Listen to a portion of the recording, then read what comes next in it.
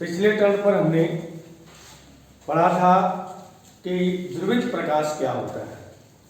आप सभी लोगों को मालूम होगा कि ध्रुवित प्रकाश क्या होता है। मैंने बताया था कि किसी भी प्रकाश स्रोत से निकलने वाला प्रकाश जब किसी निकोल प्रिज्म से पास किया जाता है तो निकोल प्रिज्म से निर्गत होने वाली किरणें संचरण रेखा के केवल एक ही तल में कंपन करती हैं और ऐसे प्रकाश को हम क्या कहते हैं, पीपीएल बोलते हैं, प्लेन ऑफ पोलराइज्ड लाइट बोलते हैं। आज उसी के आगे की बात है कि प्रकाशिक सक्रियता क्या होती है। कुछ ऐसे क्रिस्टली पदार्थ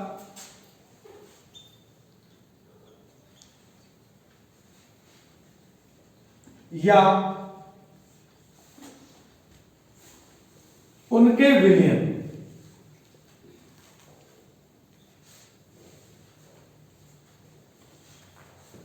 ध्रुवित प्रकाश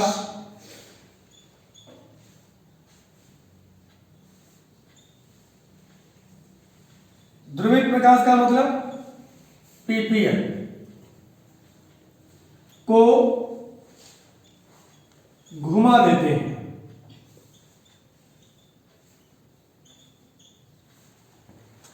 कुछ ऐसे क्रिस्टलीय पदार्थ या उनके विलयन जो ध्रुवित प्रकाश को घुमा देते हैं।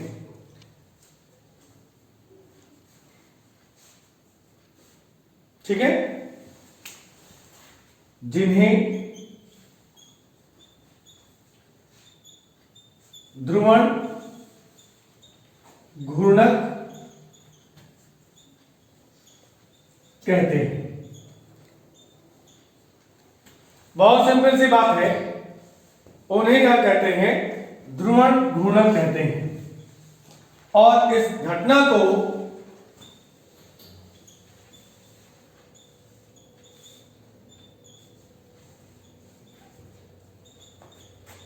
ध्रुवण घूर्णकता कहते हैं।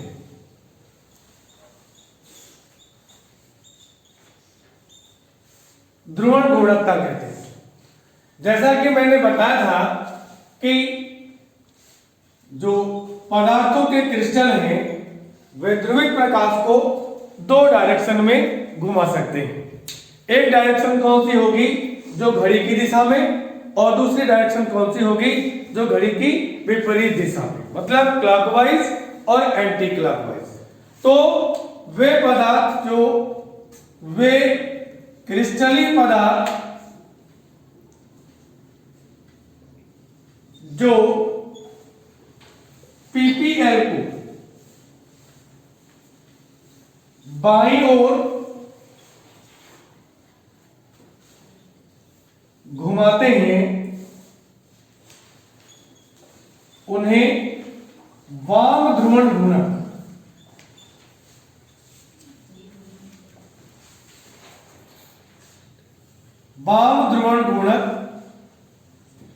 तथा जो पीपीएल को दाईं ओर घुमाते हैं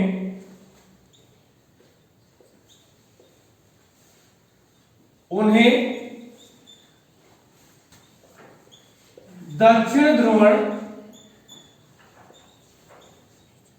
घूर्णक कहते हैं।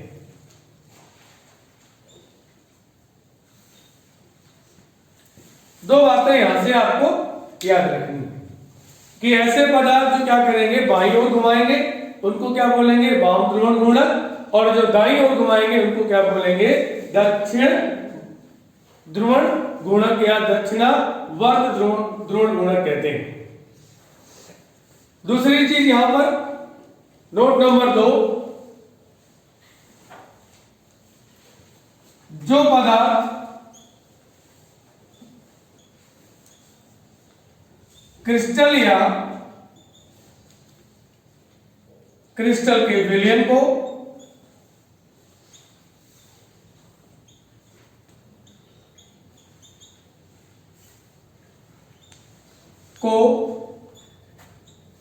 बाईं ओर घुमाते हैं,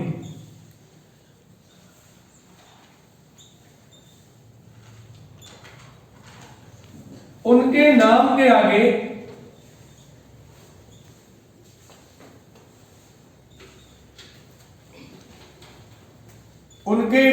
आगे माइनस या एल लिखा जाता है।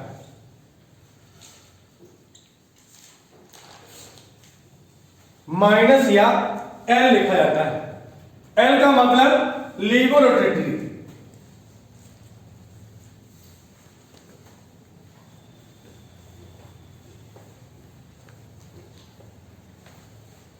अगला पॉइंट इसका है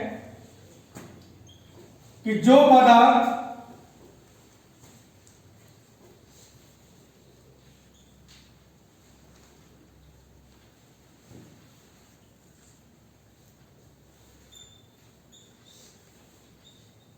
क्रिस्टल या क्रिस्टल के विलयन,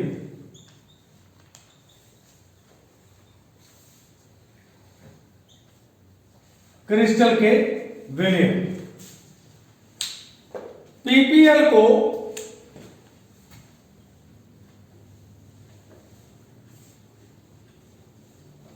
दाईं ओर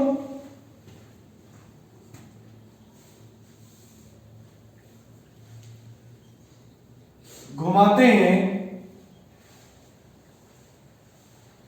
उनके नाम के आगे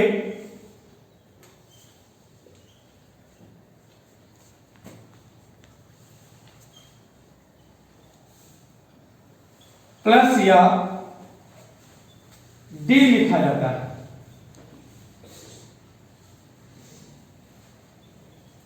डी का मतलब दक्षिण ध्रुवण घूर्णक या फिर डेक्स्ट्रो रोटेटरी।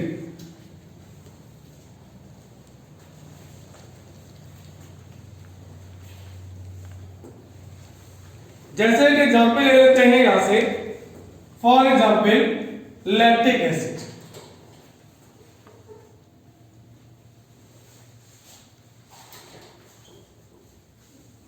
में ध्रुवण गुणवत्ता को निम्नलिखित प्रकार से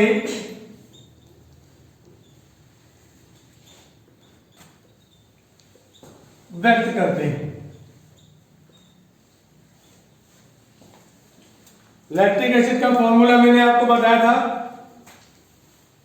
CH3 COH और ये H। यहां से देखिए, अगर इसके सामने हम लगा देते हैं एक मिरर या दर्पण, तो जैसा कि मैंने आपको त्रिविम समावर्तता में बताया था कि ऐसे यौगिक जिनके अणुसूत्र और संरचना सूत्र दोनों कैसे होते हैं, समान होते हैं। ऐसे यौगिक जिनके अणुसूत्र और संरचना सूत्र दोनों ही समान होते हैं, लेकिन आकाशीय व्यवस्था जिनकी कैसी होती है, भिन्न भिन्न होती है। मैंने एक बहुत सिंपल सा एग्जांपल दिया था। मैंने बताया था कि जैसे कि हाथ, अगर इन दोनों हाथों को देखा जाए तो आप देखते हैं कि दोनों की संरचनाएं कैसी हैं, एक जैसी हैं, लेकिन इन उंगलियों के जुड़ने के तरीके कैसे हैं, यहां पर भिन्न भिन्न होते हैं। ऐसे ही अणुओं के जो अणुसूत्र होंगे वो एक जैसे होंगे, लेकिन उनकी आकाशीय व्यवस्था कैसी होती है, भिन्न भिन्न होती है। अभिविन्यास उनके जो होते हैं वो भिन्न भिन्न होते हैं। अब अगर इसके सामने हम मिरर रख देते हैं, दर्पण रख देते हैं, तो क्या परिवर्तन आ जाएगा कि OH का अभिविन्यास इस साइड में हो जाएगा, H क्या हो जाएगा, दूसरे अपोजिट साइड में चला जाएगा, ताकि आपका, अब यहां से मैंने लिखा है कि ऐसे क्रिस्टलीय पदार्थ जो क्या करते हैं, पीपीएल को या तो बाईं ओर या फिर दाईं ओर घुमा देते हैं। तो ये पीपीएल को कैसे घुमाता है, ये दाईं ओर घुमाता है। इसका मतलब ये क्या है, ये क्लॉकवाइज घूम रहा है। और जब क्लॉकवाइज घूमेगा तो इसके नाम के आगे क्या लिखेंगे हम लोग, प्लस लगाएंगे और या फिर डी लगाएंगे। तो नाम क्या हो जाएगा, डी लैक्टिक अम्ल। ठीक, या फिर क्या लिख सकते हैं, प्लस लैक्टिक अम्ल ऐसे। तो अगर ये क्लॉकवाइज घुमा रहा है तो ये कैसे घुमाएगा, एंटी क्लॉकवाइज। एल लैक्टिक अम्ल या माइनस लैक्टिक अम्ल। नोट करिए जल्दी से।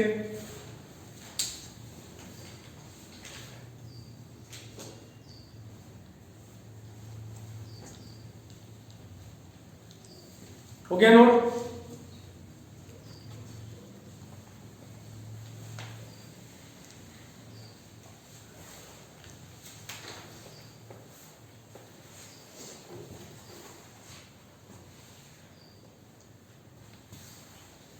नोट कर लिया?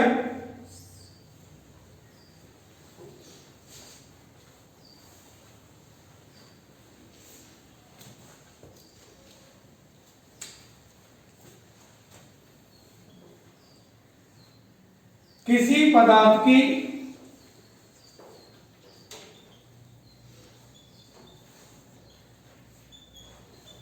ध्रुवण गुणवत्ता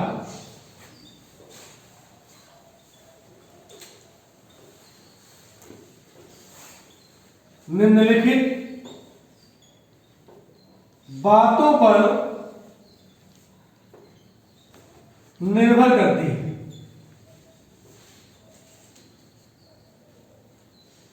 निम्नलिखित बातों पर निर्भर करती है। नंबर 1, पदार्थ की प्रकृति।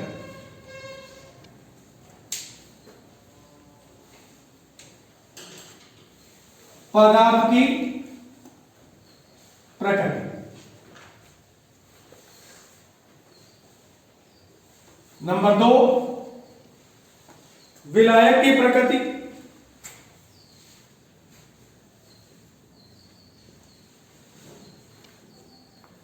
विलायक की प्रकृति। दो बातें तो ये हो गई। तीसरी बात होती है कि विलयन की सांद्रता।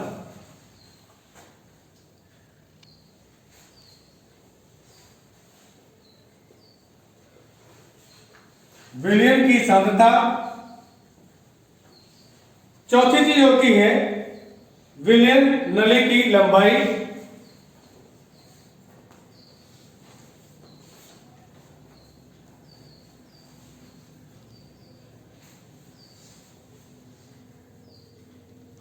विलयन नली की लंबाई। पांचवी चीज होती है प्रकाश की तरंगदैर्घ्य।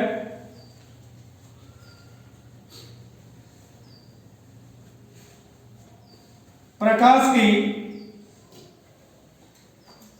तरंगदैर्घ्य। और एक बात और होती है कि विलयन का ताप।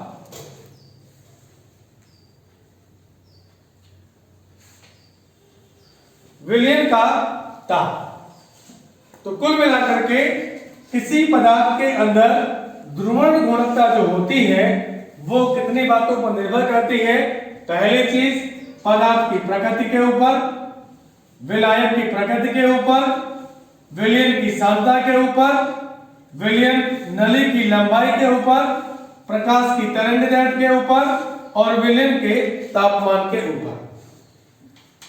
इनके एग्जाम्पल अगर लिखना चाहें यहां से तो मैं बता दूं आपको कुछ एग्जाम्पल्स हैं। जैसे अभी तो आपने पढ़ा लैक्टिक एसिड, लैक्टिक अम्ल, टार्टेरिक एसिड, टार्टेरिक अम्ल,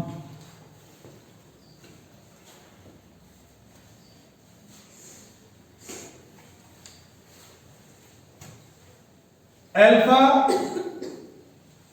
amino acid, alpha amino acid,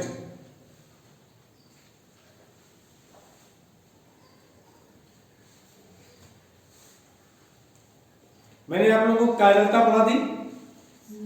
हो गई ना? चलिए ठीक, नोट कर लीजिए जल्दी से।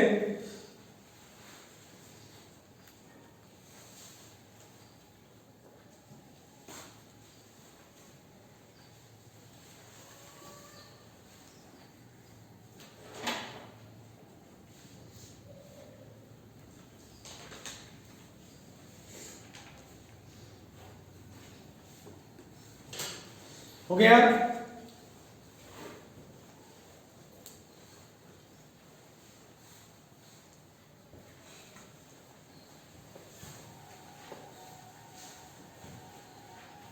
अब देखिए यहां से सममिति तत्व क्या होते हैं।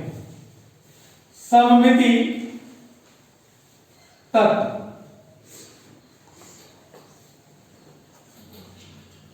Element of symmetry.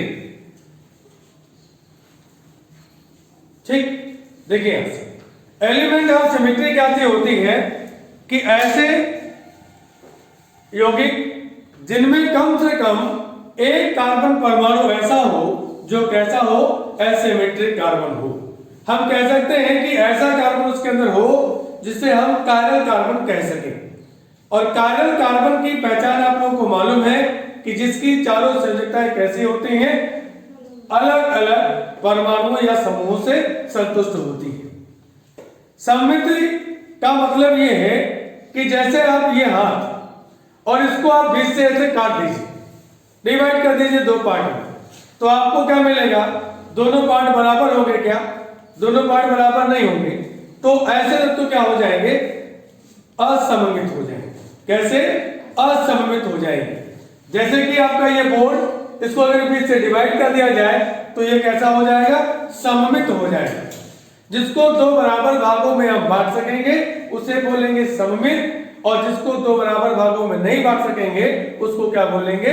असममित बोलेंगे। इसमें भी लिख लीजिए, जिन अणुओं में असममित कार्बन परमाणु, जिन अणुओं में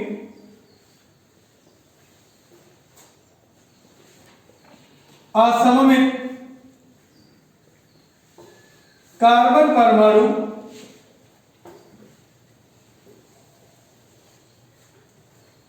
उपस्थित होता है,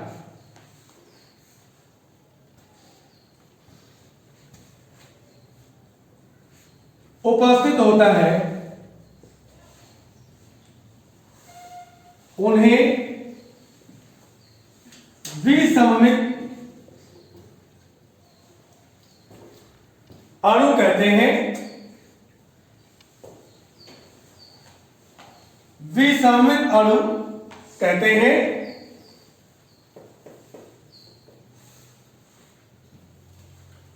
और वे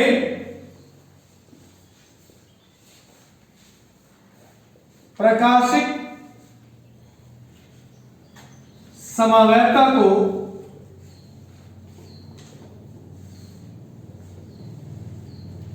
प्रदर्शित करते हैं।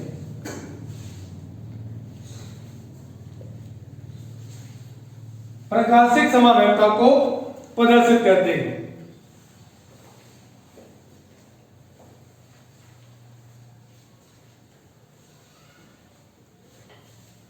ठीक है, नोट, एक विसममित अणु में निम्नलिखित गुण होने चाहिए।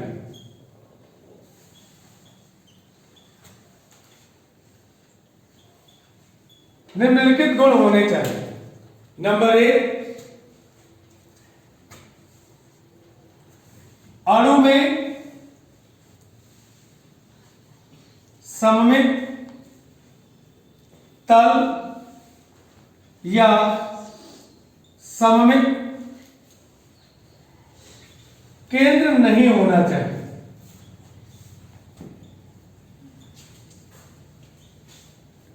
मतलब उसमें कोई ऐसा केंद्र नहीं हो जहां से उसको बराबर बराबर दो भागों में बांटा जा सके।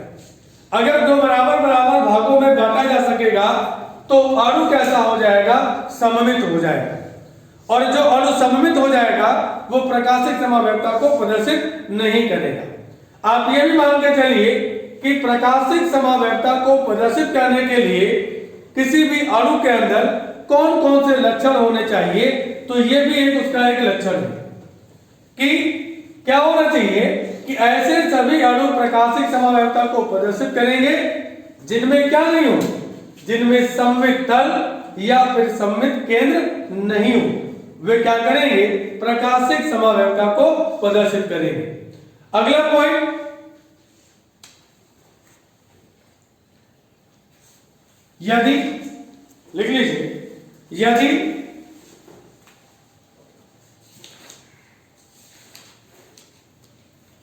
अणु को दो समान भागों में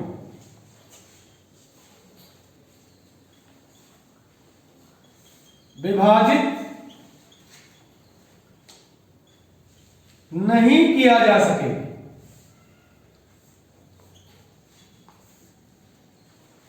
तो ऐसे अणु को हम क्या बोलेंगे, विसममित बोलते हैं। तो ऐसे अणु विसममित कहलाते हैं। ऐसे अणु को विसममित कहते हैं।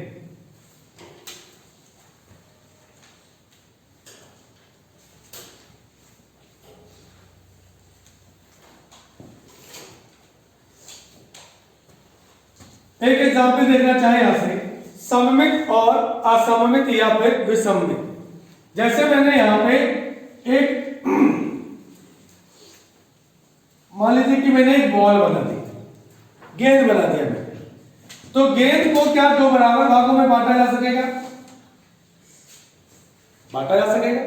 इसलिए ये कैसा हो जाएगा, सममित या फिर विसममित। ये कैसा हो जाएगा, सममित। अगर मैं यहां से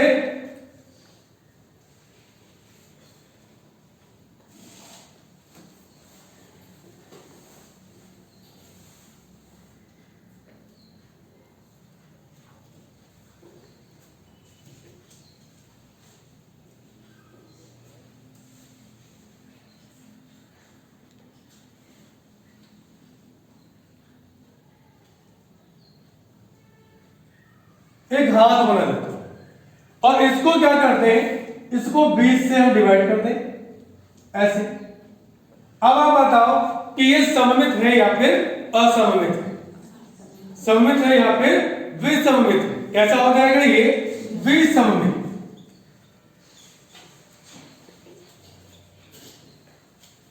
अच्छा, इन दोनों में से प्रकाशिक समावयवता कौन प्रदर्शित करेगा, विसममित वाला। विसममित की पहचान क्या है कि उसके अंदर कम से कम एक कार्बन परमाणु ऐसा हो जो कैसा हो, जो कायरल कार्बन हो। कैसा, कायरल कार्बन हो।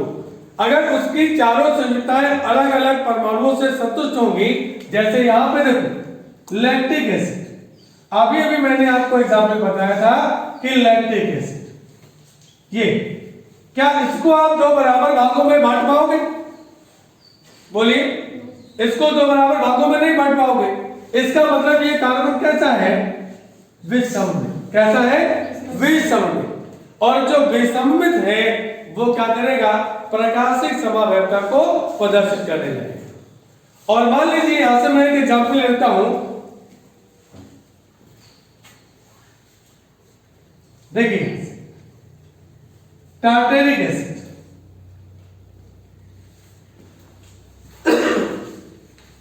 टार्टेरिक एसिड का एग्जांपल हम बाद में लेंगे, पहले इसे देखिए यहां से।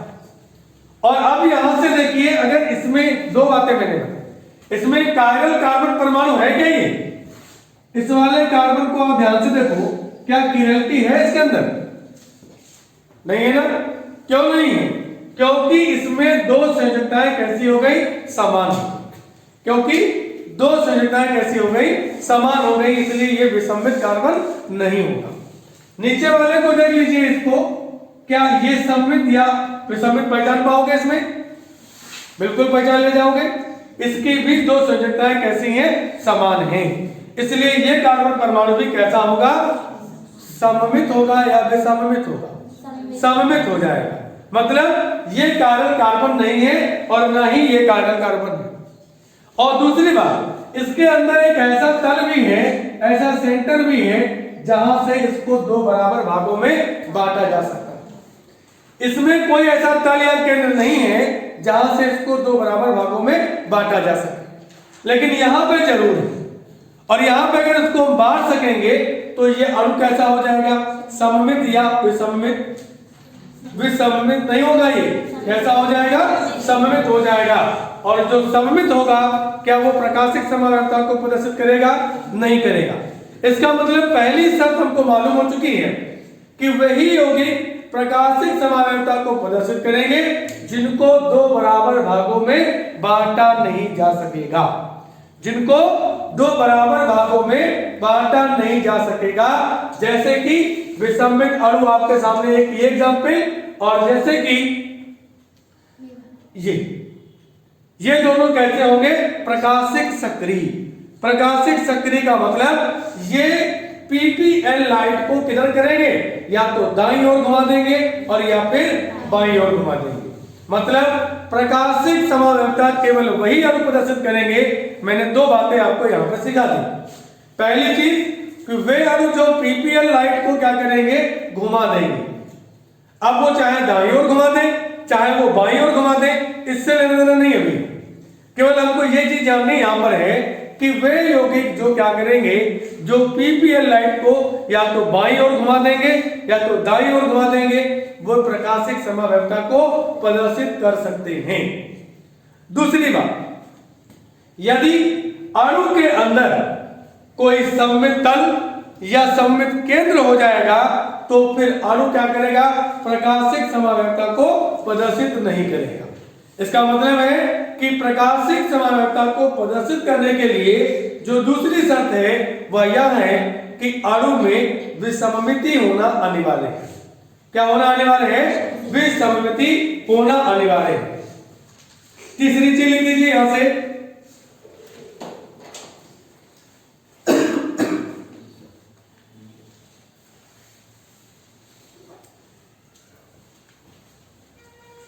तीसरा पॉइंट इसका, अणु अपने दर्पण प्रतिबिंब पर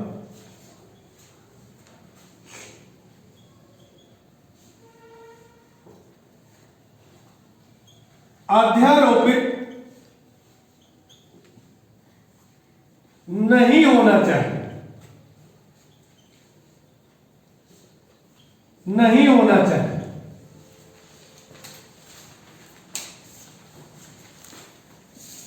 ठीक, अब कैसे? जैसे कि यही मैं एग्जाम्पल लेता हूं, लैक्टिक एसिड को ही देखिए। ये देखिए यहां से 1 मिनट के लिए रुक जाइए, केवल 1 मिनट के। ये क्या है? Lactic acid. और इसके आगे आप जब रख देते हैं दर्पण, ये तो क्या हो जाता है? इसके अभिविन्यास क्या होते हैं? बदल जाते हैं। तो यहां से क्या हो जाएगा? ये OH, ये क्या हो जाएगा? H, ये हो जाएगा CH3 और ये COOH। ये भी लैक्टिक एसिड है, ये भी लैक्टिक एसिड है। मतलब दोनों के अणुसूत्र कैसे हैं? समान है। लेकिन संरचना सूत्र भी कैसी है? वो भी समान है। लेकिन क्या चीज गड़बड़ है? इनके अभिविन्यास, आकाशीय जो व्यवस्था है इनकी, वो कैसी है? भिन्न भिन्न है। इसका मतलब ये त्रिविम समावयवता को प्रदर्शित करेगा। और त्रिविम की कौन सी समावयवता? प्रकाशिक समावयवता। त्रिविम की प्रकाशिक समावयवता। अब देखिए यहां से अगर इसको हम उठा लें, यहां से जरा कल्पना कीजिए कि इसको अगर उठा लेंगे यहां से और उठाने के बाद में इसके ऊपर रख दें, और इसके ऊपर जब रखेंगे तो OH किसके ऊपर आएगा? H के ऊपर। ठीक, H किसके ऊपर आएगा? OH के ऊपर।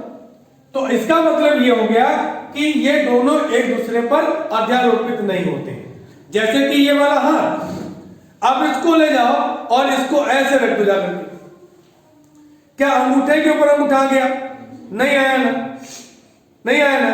और अगर अंगूठे के ऊपर अंगूठा नहीं आता है तो इसका मतलब है कि ये अपने दर्पण प्रतिबिंब के ऊपर अध्यारोपित नहीं होता। किस पे नहीं होता है? दर्पण प्रतिबिंब पर अध्यारोपित नहीं होता। तो सीधी सी बात, यहां पर तीन बातें हो गई। क्या बातें हो गई? पहली चीज तो वे अणु या वे यौगिक प्रकाशिक समानता को प्रदर्शित करेंगे जिनमें क्या चीज होना चाहिए? जो अणु विसम्मित हो। कैसे हो? विसम्मित। दूसरी शर्त क्या?